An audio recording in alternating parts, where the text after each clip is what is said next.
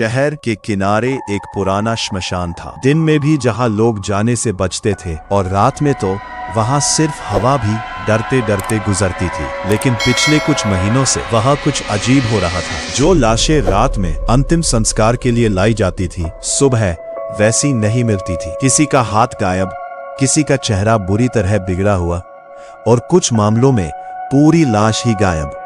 शुरुआत में लोगों ने सोचा कोई जंगली जानवर होगा, लेकिन एक बात सबको परेशान कर रही थी। श्मशान चारों तरफ से ऊंची दीवारों से घिरा था और अंदर आने का सिर्फ एक ही रास्ता था, लोहे का बड़ा गेट जो रात में बंद रहता था। तो फिर ये सब कौन कर रहा था? श्मशान का चौकीदार था रामलाल। वो 20 साल से उस जगह पर काम कर रहा था। उसने हर तरह की चीजें देखी थी, लेकिन उस रात जो हुआ उसने उसकी जिंदगी बदल दी। रात के करीब 12 बजे रामलाल को लगा जैसे किसी ने अंदर कदम रखा हो। पहले उसने सोचा कोई आदमी होगा, लेकिन जब उसने टॉर्च जलाई तो सामने एक परछाई खड़ी थी। वो आदमी था, लेकिन कुछ अलग, बहुत पतला, चेहरा बिल्कुल सफेद, आंखें अंदर धसी हुई और सबसे डरावनी बात, वो सीधा एक ताजा चिता की तरफ बढ़ रहा था। रामलाल डर के मारे छिप गया और फिर उसने जो देखा वो उसकी जिंदगी का सबसे डरावना पल था।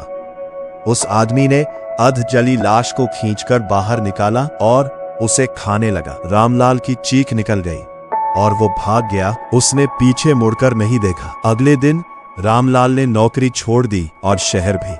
अरविंद नाम का एक पत्रकार था। उसे ऐसी ही अजीब और रहस्यमयी घटनाओं की सच्चाई जानने का जुनून था। जब उसे श्मशान वाली घटना के बारे अखबार से पता चला तो उसकी दिलचस्पी बढ़ गई। लोगों की बातें सुनकर उसने एक बात नोटिस की, सब डर रहे थे, लेकिन किसी ने सच में जाकर देखने की हिम्मत नहीं की। और यही चीज अरविंद को वहां खींच लाई।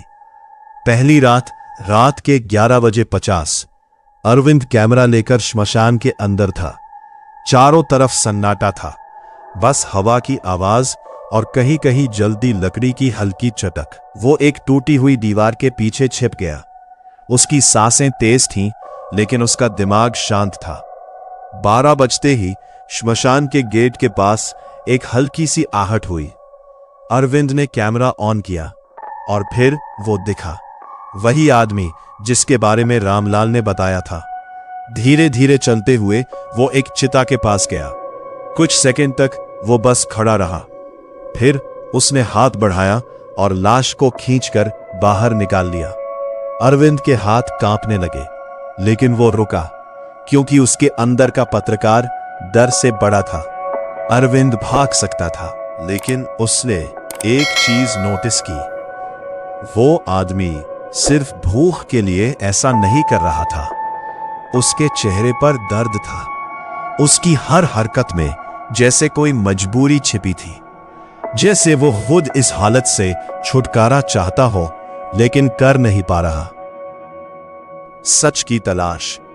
अगले दिन अरविंद ने शहर के पुराने रिकॉर्ड खंगालने शुरू किए और कुछ घंटों की खोज के बाद उसे एक नाम मिला, राघव। 5 साल पहले एक मेडिकल छात्र जो अचानक गायब हो गया था। आखिरी बार उसे इसी श्मशान के आसपास देखा गया था। खतरनाक प्रयोग। जांच में पता चला राघव एक अलग तरह की रिसर्च कर रहा था। वो मौत को समझना चाहता था, लेकिन धीरे धीरे उसका जुनून पागलपन में बदल गया। वो मानने लगा था कि मौत को हराया जा सकता है। और एक रात उसने खुद पर प्रयोग किया। उस रात कुछ गलत हो गया। राघव मरा नहीं, लेकिन जिंदा भी नहीं रहा। उसका शरीर धीरे धीरे सड़ने लगा और उसे रोकने का एक ही तरीका था, ताजा मांस। इस बार अरविंद छिपा नहीं, वो सीधे उस आदमी के सामने गया। तुम राघव हो? आदमी ने उसकी तरफ देखा। पहली बार उसकी आंखों में इंसानियत दिखी, लेकिन उसी पल वो दर्द से चीखने लगा। राघव की हालत खराब हो रही थी। उसका शरीर फिर से सड़ने लगा था। वो खुद को रोकने की कोशिश कर रहा था, लेकिन उसकी भूख उस पर हावी हो रही थी। वो धीरे धीरे अरविंद की तरफ बढ़ने लगा। अरविंद के पास दो रास्ते थे, भाग जाए या इस डर को खत्म कर दे। उसने पास पड़ी लकड़ी उठाई।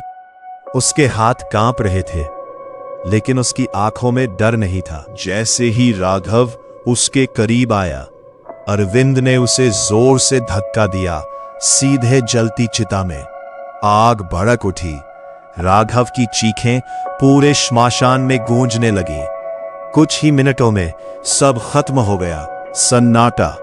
अगले दिन श्मशान फिर से शांत था।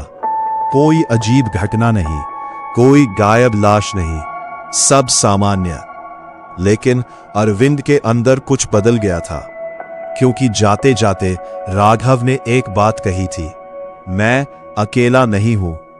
मैं कुछ दिनों बाद एक दूसरे शहर से खबर आई, श्मशान से लाशें गायब हो रही है। तो सवाल अब यह है, क्या राघव सच में खत्म हो गया या ये सिर्फ शुरुआत थी? अगर आपको इसका पार्ट 2 चाहिए तो कमेंट करें।